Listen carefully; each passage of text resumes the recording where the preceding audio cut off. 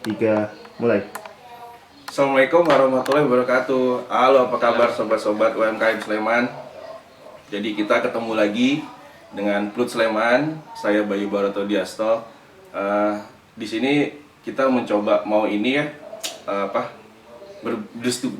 berdiskusi lah mengenai corona, terutama terkait dengan kondisi sekarang. Banyak banget teman-teman UMKM yang akhirnya nggak bisa jualan, omsetnya turun, tidak bisa dapat bahan produksi. Ada pun bahan untuk produksinya mahal sekali. Jadi untuk itu kali ini kita punya narasumber. Narasumbernya ini juga sudah cukup terkenal lah kok untuk kalangan UMKM di Plut Sleman. Oke, kita langsung aja, ini dia Mas Andromeda. Hai semuanya. Iya, Mas Andro. Gimana? Gimana? Dulu nggak boleh tos tapi gini boleh Iya, ya. Oke. Mas Andro gimana kabarnya?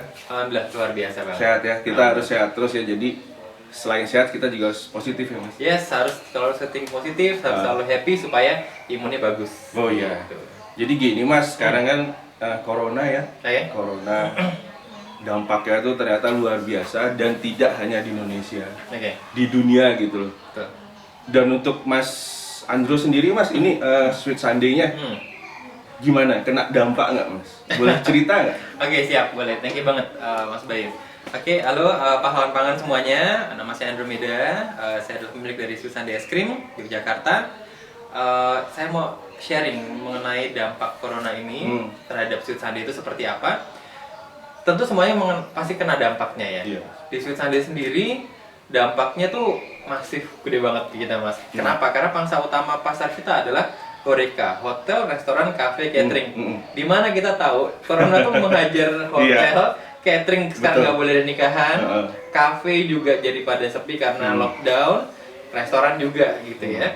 Nah jadi akhirnya kita kehilangan hampir, kalau kita katakan ya, kita katakan 97% tuh kita hilang. Oh iya? Hilang banyak sekali. Alhamdulillahnya kita memang selama ini selalu mengutak-ngatik bisnis model kanvas kami, sehingga kami tahu model perusahaan kami itu seperti apa, sehingga kalau kami ada suatu permasalahan di masing-masing bagian, itu kami akan merubah, cari strategi baru seperti apa. Alhamdulillah selama ini kami sudah cukup efisien dalam bekerja, hanya saja masalahnya pasarnya hilang. Nah akhirnya kita bisa model kanvas yang tadi target kami itu HoReCa dan sekarang mandek, akhirnya kami coba untuk cari pangsa pasar baru yang tetap bisa berjalan di saat COVID ini. Alhamdulillah kami dapat beberapa pangsa. Contoh yang mungkin saya contohkan di sini adalah seperti pabrik-pabrik manufacturer, rumah sakit, kayak gitu-gitu, mereka tetap harus disuplai untuk kebutuhan susunya. Nah, kami mencoba untuk merubah strategi kami ke sana. Merubah strategi itu arti kita merubah banyak sekali hal, termasuk seperti fasilitas produksi kami, branding kami, packaging kami baru, dan segala macam. Dan baiknya adalah alhamdulillah karena Allah memberikan kita cobaan ini gitu ya, kita dituntut untuk bisa jadi lebih kreatif. Oh iya betul. Ya kan, jadi karena nggak semua orang itu pada saat mereka bagus, begitu digoncang, nah ini siapa yang bangkit, inilah yang nanti akan menang. Betul. Seperti itu. Jadi ini jadi tadi kan teman-teman sudah lihat ya, ternyata dampaknya tidak hanya di usaha mikro saja. Kita ngomong di usaha yang sudah sekelas Mas Andrew pun ternyata bisa dibilang dampaknya besar ya Mas. Mungkin juga bagi perusahaan multi internasional pun pasti ada dampak ya Mas ya. Pasti Kalau sekali. saya lihat, saya baca terakhir sih di Amerika tuh presidennya minta dibuat ventilator ya, dan dia menyuruh presidennya meminta untuk 3 perusahaan otomotif di Amerika, Chevrolet dan GM itu hanya untuk membuat ventilator Mas. Jadi memang ternyata ini kita udah saatnya untuk jangan mencepelekan lagi, ini serius gitu loh. Oke, terus selain itu Mas, selain tadi akhirnya Mas Andro sudah dapat pasar baru lah ibaratnya. Terus kita coba korek-korek lagi Mas, maksudnya selain itu kan biasanya kalau kita masalah UMKM kan jualan, jualannya susah. Nah kalau dari SDM sendiri Mas Andro menyiasati pegawai-pegawainya nih, kalau kayak gini gimana? Maksudnya siasat untuk menyiasati pegawainya. Keadaan seperti ini ya? Keadaan seperti ini. Sama, sekali lagi Mas Bayu, kita seperti saya katakan, kita dari bisnis model kanvas itu kita rapatkan bareng-bareng. Jadi semua tim kita itu kami rapat oke nih kita punya masalah seperti ini, bagaimana ke depan kita harus bisa survive. Insya Allah kita berharap ini segera berlalu gitu ya. Kemudian dari rapat ini semuanya ngasih masukan, ada A, B, C segala macam, dan akhirnya kita mengambil keputusan sesuai dengan hasil rapat adalah kita masuk, kalau untuk di sini itu kita shift sehari-sehari. Jadi kita di sini ada 3 divisi, kita ada operasional, ada administrasi, sama ada marketing dan pemasaran.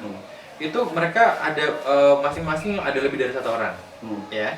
Nah makanya 1 orang masuk hari ini, 1 orang masuk besok, 1 hari, nah jadi ganti-gantian gitu. Untuk 2 alasan. Pertama adalah menyesuaikan himbauan pemerintah untuk bisa mengurangi terlalu banyak kumpul-kumpul, oke. Dan kedua memang alasannya adalah supaya kita mengurangi cost operasional kita. Iya, betul. Dan itu datang dari tim kita sendiri justru. Oh gitu. Kenapa? Alhamdulillah kami cukup bersyukur di sini karena di Sweet Sunday itu sebenarnya kita tidak pernah nyebut karyawan, tapi di sini kita sebut ini keluarga.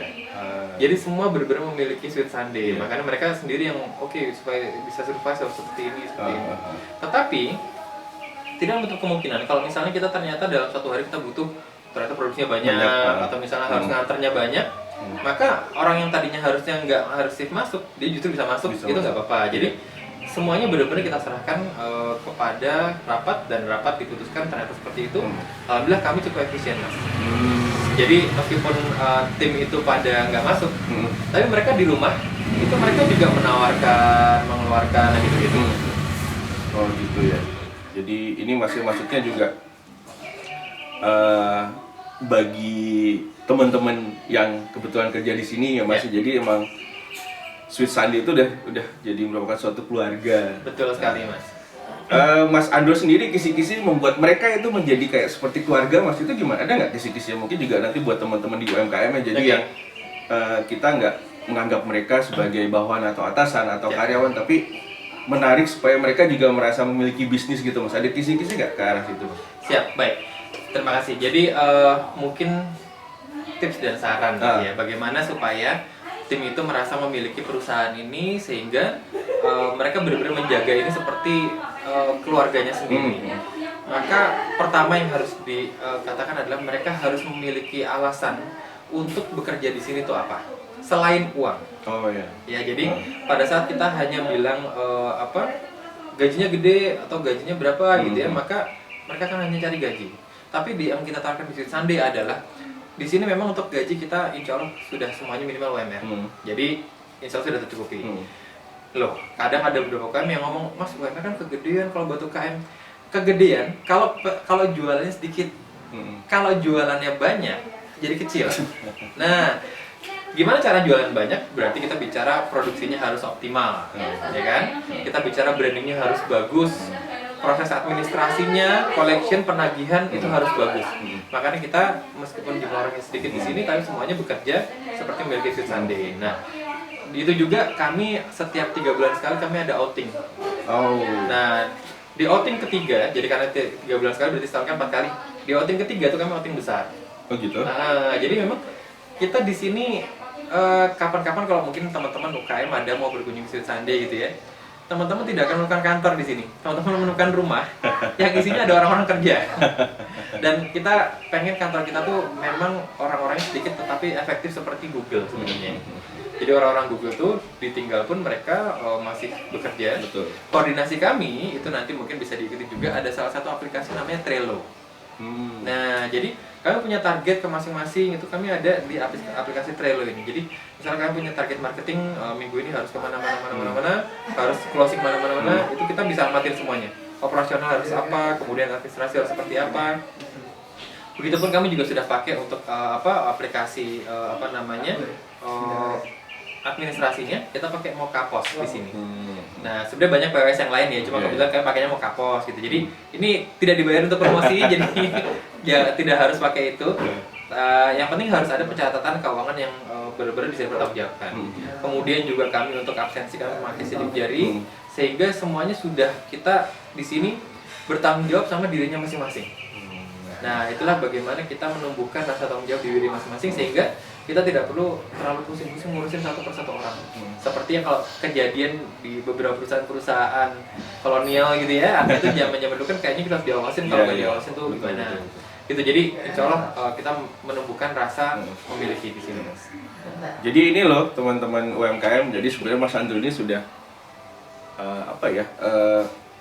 jauh ya pemikirannya. Maksudnya dari dulu pun Mas Andrew Ini guru saya nih. ternyata sudah work from home, saudara-saudara. Kita aja baru sekarang work from home, ternyata Mas Andrew sudah dari dulu work from home, di mana ya maksudnya bukan sebenarnya nggak work from home sih, work from holiday sebenarnya. Kan karena kantornya homey, jadi kan tetap work from home bahasanya. Jadi gini, sekarang Mas Andrew, tadi yang horekanya hilang. Yang nggak hilang lah, mungkin menyusut sehingga kehilangan 97%. Siasatnya Mas Andrew nih gimana? Maksudnya untuk jualan lah ibaratnya sekarang. Pertama, kita kemarin strateginya adalah kita kebetulan masih punya banyak stok di belakang.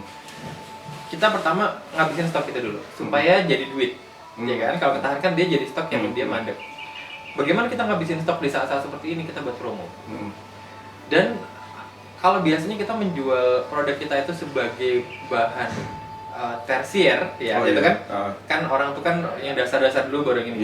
Sekarang kita menjadikan kebutuhan bahan kita ini promonya kita buat jadi primer. Gimana? Caranya adalah kalau dulu kita cerita bahwa susunya enak, susunya ada berbagai macam rasa gitu ya. Kita sekarang mulai ceritanya adalah susu ini untuk mempertinggi imun tubuh sehingga Anda tidak mudah kena corona. Kemudian kami ada misalnya besok kita mau keluarkan susu rasa beras kencur gitu ya.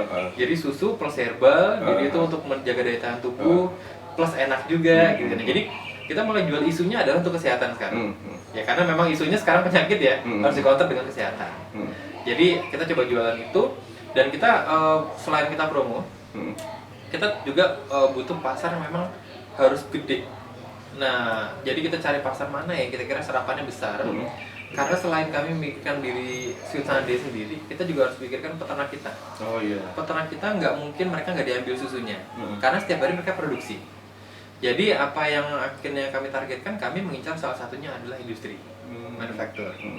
Beberapa industri manufaktur ini membutuhkan supply ini, makanya akhirnya kita coba tembusin ke beberapa industri dan alhamdulillah beberapa tembus. Makanya kalau tadi kita sudah pernah muter di belakang ya, kami sedang bikin renovasi untuk fasilitas produksi baru. Karena sebenarnya kami mencoba biar hati kami terus bahagia sini. Betul. Jadi kita coba cari pasar-pasar yang bisa tetap kita supply. Nah gitu. Jadi buat teman-teman juga nanti kalau misalnya ada yang pasarnya hilang, jangan khawatir, setiap satu pintu ketutup, pintu lain akan kebuka. Betul. Nah, bagaimana kita fokusnya ke yang kebuka ini, itu yang jadi PR. Jadi jangan fokus ke yang ketutup. Gitu kira-kira. Kalau Mas Andrew, Sweet Sunday itu akhirnya ke B2C nggak sih Mas? Sekarang? Maksudnya lagi sekarang nih gini, betul. Gimana?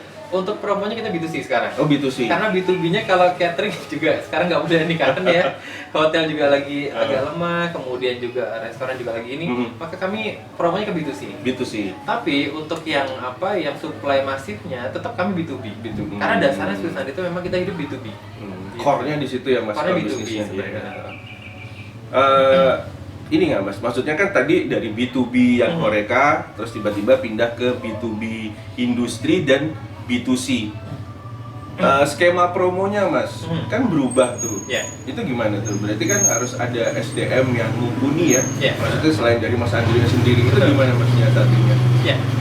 Kalau kita untuk operasional, kita sudah semua di sini kita sudah memahami, insya Allah ya, semua tim Sunday itu sudah memahami bisnis model kanvas kita. Di bisnis model kanvas ini kita tahu mana yang harus dirubah dan itu kita rapatin bareng. Sehingga contohnya seperti misalnya tadinya kita buatnya es krim dan gelato paling banyak ya. Di keadaan seperti ini mungkin orang nggak banyak makan es krim dan gelato, tetapi kita punya susu. Nah oke deh, kita rubah susu, pangsanya yang tadinya Horeca, oke kita incer kemana nih? Oh industri, oke industri. Berarti apa yang harus dipersiapkan, alatnya apa aja, bahannya harus diorder berapa, packagingnya harus diorder berapa, dari mana, itu kita langsung gerak. Dari operasional langsung usul ke kita. Begitu juga dari pemasaran. Mas kalau kita jualan susu, kita jangan jualan susu untuk happy-happy, kita jual susu untuk kesehatan sekarang isunya. Nah, kita buat strategi brandingnya di sosial media, di website, itu arahnya ke sana. Begitu dengan operasional, administrasi. Administrasi kalau tadi kita penagihan tuh ke catering segala macam gini, nah sekarang begitu udah penagihannya harus ke perusahaan gede, maka berarti kita harus atur nih penagihannya setiap berapa hari sekali, berapa lama, bagaimana cash flow kita tetap sehat. Semua sudah mandiri dikerjakan. Nah itulah manfaatnya kita membangun tim sebagai keluarga. Jadi ini masih Jadi kebetulan juga Mas Andrew ini timnya sudah super ya Mas ya. Insya Allah. Jadi Mas. mudah-mudahan buat sobat-sobat UMKM, teman-teman UMKM juga yang pasti inilah ya tadi seperti Mas Andrew bilang, di saat seperti sekarang ini di mana satu pintu kita tertutup, pasar kita tertutup, mudah-mudahan ada pasar lainnya terbuka ya Mas. Amin, insya Allah pasti ada. Nah, selain itu juga saya mau sedikit tanya Mas mengenai produknya. Ini juga mudah-mudahan jadi informasi buat teman-teman. Apa sih bedanya es krim dan gelato? Oke, siap. Ya, kadang-kadang banyak yang nanya kayak gitu ya. Jadi gini Mas, bedanya es krim sama gelato itu adalah pertama, ini urut-urutannya ya. Es krim itu kadar lemaknya itu antara 20 sampai 26%. Gelato itu kadar lemaknya settingan kita hanya 13 sampai 15%. Sehingga gelato itu lebih rendah lemaknya dibandingkan es krim. Karena kadar lemaknya lebih rendah, maka pada saat kita putar ini itu perbedaan pertama, lemak kadar lemaknya. Perbedaan kedua adalah pada saat kita masukin ke dalam mesin es krim atau mesin gelato, itu kalau es krim dia bisa ngembangnya dari 10 liter bisa jadi 17 liter. Artinya bisa kita dapat pengembangannya, overrunnya atau ngembangnya 70%. Kalau gelato dari 10 liter adonan itu hanya jadi 13 liter gelato. Jadi emang rendah sekali ngembangnya. Jadi kalau kita bicara kayak roti, kalau ngembang jadi roti, kalau bantet jadi brownies. Nah, sebenarnya gelato itu browniesnya es krim. Itu perbedaan kedua. Perbedaan ketiga adalah karena tadi ngembangnya kan sedikit nih. Jadi kan udaranya nggak banyak kalau di gelato, kalau di es krim kan banyak. Ketiga bedanya di penyimpanan. Kalau es krim itu disimpannya di suhunya minus 18 derajat. Jadi minus 18 disimpan, dia masih bisa soft. Kalau gelato nyimpannya harus di minus 10. Jadi gelato itu lebih hangat daripada es krim. Kenapa? Karena gelato itu nggak banyak kandungan udaranya. Jadi kalau dia dibekukan di suhu minus 18, maka dia akan keras banget kayak batu bata. Nah, makanya dia harus agak di minus 10, jadi dia agak lebih warm, supaya pada saat di scooping tuh lebih bisa. Hal ini terjadi sama beberapa, kalau mungkin teman-teman tahu ya, teman-teman mungkin pernah ada beberapa brand seperti Häagen-Dazs, Baskin Robbins, seperti itu ya, es krim premium. Itu sebenarnya kenapa mereka premium? Karena mereka ngembangnya nggak begitu banyak, sehingga kok kayaknya lebih terasa gitu ya. Tapi masing-masing ini ternyata kita belajar, itu punya trik yang masing-masing lucu. Contoh salah satunya komputer kami adalah Häagen-Dazs. Nanti kalau nggak boleh di sensor aja, sebenarnya nggak mesti disebutin. Häagen-Dazs itu dia kalau misalnya dia simpannya di suhu minus 18. Tapi kalau teman-teman pernah beli Häagen-Dazs, itu pasti dijualnya kan kalau teman-teman beli di tokonya langsung, maka teman-teman nanti akan ada proses kasirnya. Kalau teman-teman beli di hypermart, pasti harus dibayar dulu baru bisa disimpan. Jadi sebenarnya gelato disimpan di suhu es krim minus 18 itu bisa. Hanya saja karena keras banget, jadi harus ditunggu dulu sekitar 3-5 menit. Triknya kalau di swalayan, mereka kan jalan-jalan dulu, nyampe kasir udah bisa dimakan. Atau kalau misalnya lagi di tokonya, teman-teman tuh lucu, mereka punya trik, ada barcode-nya gitu. Kalau kita scan barcode-nya, klik, nanti ada muncul orang main biola. Nah, musiknya itu sekitar 5 menit. Jadi ntar begitu udah selesai dengerin musik, udah bisa dimakan es krimnya. Nah, jadi sebenarnya unik-unik gitu teman. Nah, hal-hal unik seperti itu tuh bisa kreatif seperti itu ya. Itu bisa dimunculkan kalau idenya banyak dari mana-mana. Itulah yang terjadi di Sweet Sunday. Sweet Sunday ini bukan saya sama Yuki yang hebat. Yang hebat adalah tim saya.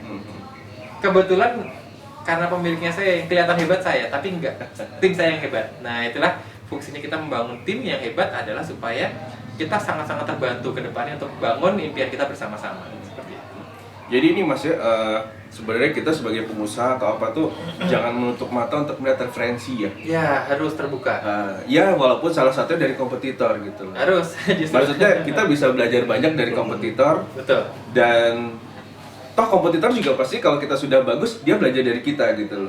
Itu juga kami juga dari Plus Sleman kadang selalu mensuggest ya, memberi saran. Karena banyak banget Mas pelaku UMKM tuh nganggap kompetitor tuh udah bener-bener kompetitor yang dia bahkan nggak mau ngeliat gitu. Menurut saya salah banget, apalagi di media sosial sekarang kayak di Instagram atau apa. Kayak misalnya saya mau buat promo nih, bingung kayak apa, nyontoh aja ke Mas Andre gimana cara dia promo di Instagramnya, kita ikutin dan itu kan nggak salah. Betul. Jadi itu ya, jadi emang semua tuh bisa jadi referensi ya Mas ya. Betul banget. Terutama mungkin saya mau komentarnya komentar nih Mas. Jadi terkadang kan beberapa teman-teman UKM tuh alergi banget sama komputer ya. Padahal teman-teman, benar kata Mas Bayu tadi, kita tuh belajar banyak dari kompetitor. kita selalu menggunakan strateginya adalah ATM, amati, tiru, modifikasi. Sekarang ada I-nya, inovasi gitulah ya. Jadi sebenarnya dari kalau kita nggak punya lawan, itu malah kita nggak berkembang. Ya, betul. Dan sebenarnya kalau ada yang kemudian berpikir kok ada lawan nih nanti pasarku hilang segala macam, simply karena UKM itu tidak punya bisnis model kanvas. Jadi kalau teman-teman tahu mungkin pernah dengar ya bahwa rezeki itu sudah diatur sama Allah Subhanahu Wa Taala, gitu ya, sudah diatur sama Tuhan. Yang penting bagaimana kita menjemputnya. Terkadang orang kan masa sih ya. Bener, karena setiap orang itu punya bisnis model kanvas atau bisnis model yang berbeda-beda. Contoh, saya bisnis es krim. Tetapi kenapa saya tidak menganggap Walls, Campina gitu ya, IC, Glico itu kenapa bukan lawan saya? Karena saya tidak pemasaran ke mereka. Saya tidak pemasaran ke warung-warung. Pasar saya adalah di Horeca. Nah, jadi bukan Mas lawannya Mas Andrew Walls ya, bukan. Itu bukan lawan saya. Campina bukan. Karena beda. Begitupun sekarang misalnya dalam keadaan seperti ini, kita punya komputer juga, ternyata kita dapat pasar baru lagi. Maka pasar ini kan kita nggak ada lawannya di sana. Nah, jadi pentingnya teman-teman nanti menyusun bisnis model kanvas adalah supaya bisa mengatur strategi dan juga selalu berpikir positif terhadap kompetitor, sehingga kita lebih bisa dapat referensi lebih banyak. Iya, betul. Jadi apa ya? Yaitu teman-teman UMKM, jadi kita juga nggak bisa munafik ya, kita tuh hidup di zaman yang sudah banyak referensi, Mas. Yes, betul. Jadi mudah sekali ya. Iya, jadi ya ini saya contoh, kan saya juga ada basic menggambar, arsitek kan. Oke. Kita nggak bisa ngeklaim itu bangunan benar-benar punya saya loh. Saya yang buat dari nol, nggak bisa. Kenapa? Ketika saya melek tuh saya sudah melihat bangunan. Tuh. Mau nggak mau secara tidak langsung di alam bawah sadar saya itu sudah merekam. Ya. Ketika saya curahkan di gambar, mau nggak mau yang ingatan-ingatan saya dulu tuh akhirnya tercurahkan. Jadi ibaratnya kalau kita ngomong banyak banget sih kadang ya, kayak saya kadang ngomong teman-teman UMKM, ini saya satu-satunya loh Mas. Jadi kadang saya mau sedih tapi gimana gitu. Kadang kamu boleh bangga dengan produk kamu, tapi juga kamu juga harus mawas diri. Betul. Takutnya kalau kita sudah terlalu sombong kayak tadi kata Mas Andro, kita merasa nggak ada saingan, malah kita nggak mau belajar. Ya, nggak berkembang jadinya. Nah betul. Jadi yaitu sekarang ibaratnya seperti kutipan siapa ya, saya lupa. Jadi sekarang tuh saatnya untuk bukan sama-sama bekerja Mas, tapi bekerja sama-sama. Yes. Kolaborasi ya. Betul. Dan ini Mas yang terakhir, jadi saran Mas Andro buat teman-teman UMKM, terutama yang jualan Mas. Gimana jualan sekarang Mas? Maksudnya media apa sih yang bisa dipakai? Terus kalaupun misalnya pakai media sosial harus seperti apa? Ada trik nggak Mas Andro buat teman-teman UMKM? Atau seperti apa yang sudah dilaksanakan oleh Sweet Sunday bisa ditularkan ilmunya? Siap. Oke. Jadi saran saya sekali lagi teman-teman nanti apabila sudah ada bisnis model kanvas segera dibuka lagi dulu. Dari situ nanti kita akan bisa fokus adalah di yang paling kanan, itu adalah kita punya customer segmentnya, kemudian channelnya. Nah, kita fokus di sini. Kita lihat dengan keadaan sekarang kita tidak agak terbatas untuk bisa bertatap muka, bertemu gitu kan. Maka mau nggak mau channelnya itu harus banyak dikembangkan yang adalah digital. Ya, jadi kita harus mulai aktifkan IG-nya, Facebook-nya, Shopee, Bukalapak, kemudian kita bisa bicara GrabFood, GoFood segala macam. Harus diaktifkan. Kalau misalnya yang dulu-dulu merasa, aduh Mas aku repot ngurusnya. Nah sekarang daripada nggak jualan kan, mendingan waktunya dipakai buat ngurusin itu. Itu ya Mas ya. Hari ini cuma ngurus persyaratan KTP-nya, besok SIUP-nya, apanya, satu persatu aja. Ingat, bisnis itu bukan sprint. Bisnis itu adalah maraton. Jadi nggak usah buru-buru, pelan-pelan aja. Yang penting dapat. Kalau misalnya orang Jawa tuh alon-alon asal kelakon ya. Karena memang kita seperti di Sweet Sunday juga, kita untuk masuk pabrik itu kita nggak bisa satu sanyak Mas. Kita harus nggarap. Karena produk kami baru kan, buat yang pabrik ini, maka BPOM-nya harus digarap. Kami harus cari uang untuk renovasi. Kami setelah renovasi harus cari tukangnya, harus ini. Satu persatu kita bagi semua tim. Oke, kamu tugas apa, satu persatu. Yang penting ada targetnya, supaya insya Allah nih ya, harapan kita mungkin insya Allah bulan depan atau setelah Lebaran semua ini sudah jauh lebih baik lagi, bisnis model kita udah jadi siap nanti kita untuk garap pasar lebih banyak lagi gitu. Oh ya, ini Mas ada satu lagi ya, saya juga ini mau coba mengemukakan pendapat. Ini nggak tahu Mas Andrew setuju juga? Gimana? kita tuh kadang gini Mas ya, kita tuh kadang terlalu meremehkan bisnis kita. Dalam artian gini, ketika kita kerja sama orang, ketika jadi karyawan kita terlalu disiplin. Kita disiplin dengan waktu. Tapi giliran kita di usaha kita nggak disiplin. Betul. Itu satu kesalahan biasanya. Dan kedua ini Mas, ini mungkin masukan juga ya buat teman-teman UMKM. Kita mau buat rumah aja, kita tuh sewa arsitek ibaratnya. Betul. Kita mau kamar mandi kita berapa, kamar kita berapa, garasi kita berapa, mau rumah kita warna apa, segala macam. Oke, terus saya ada pertanyaan, kenapa nggak sih kita di hidup kita atau di bisnis kita juga jadi arsitek untuk bisnis kita? Gitu. Ya.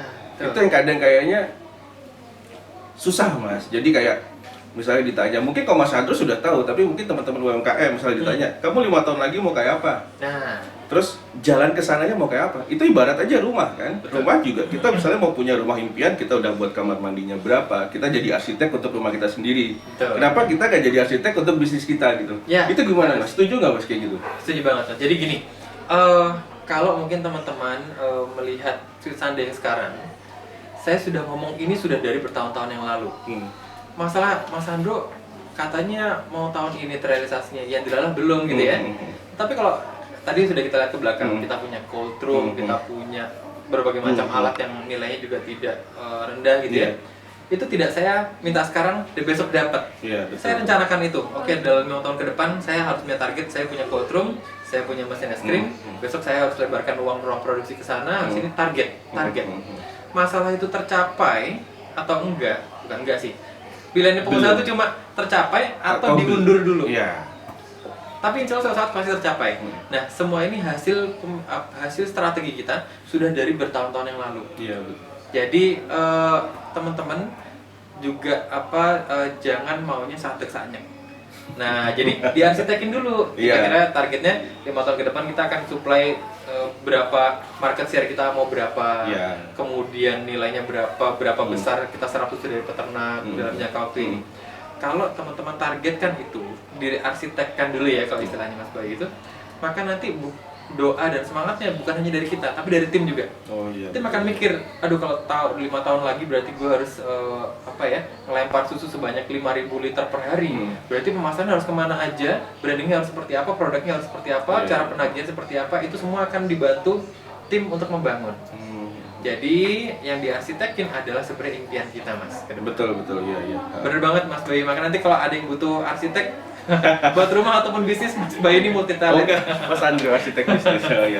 Oke Mas Andro, terima kasih untuk